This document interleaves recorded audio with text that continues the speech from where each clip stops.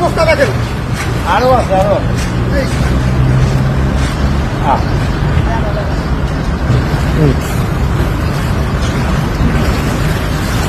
এই হচ্ছে রোডের অবস্থা ভাই। আপনার বাইপাস সড়ক, এই রোডে কোনো গাড়ি কোনো যাওয়াটি সম্ভব? আমার মনে হয় খুলনা না, বাংলাদেশ না, পৃথিবী না, আমার মনে হয় সমস্ত বিশ্ব ব্রহ্মাণ্ডে এইরকম রোড নাই।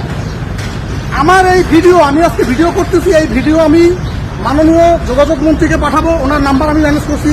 আমি মাননীয় প্রধানমন্ত্রীকে পাঠাবো, আমি ওনার নাম্বার ম্যানেজ করছি। এর একটা বিহিত আমি করে ছাড়বো ইনশাল্লাহ। দেখেন আপনারা এই রোডের কি অবস্থা। ভাই একটু দাঁড়ান। এই হচ্ছে এই রোডের অবস্থা দেখেন। আরো আছে আরো আছে।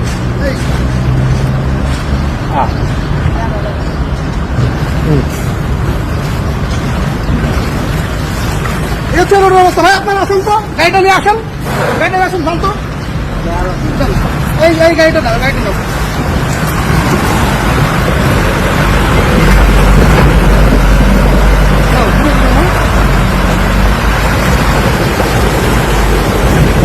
এই হচ্ছে এই রোডের অবস্থা।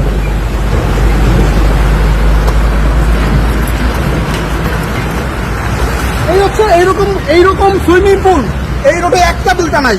এই 3.5 কিলোমিটারের মতন রোড, খুব সম্ভবত এইরকম সুইমিং পুল আছে অন্তত 100 সুইমিং পুল আছে। এই পিছনে একটা সুইমিং পুল, এই দেখো, ওই যে দেখেন মাথায় সুইমিং পুল। এদিকে আসো, এদিকে আসো সালমান।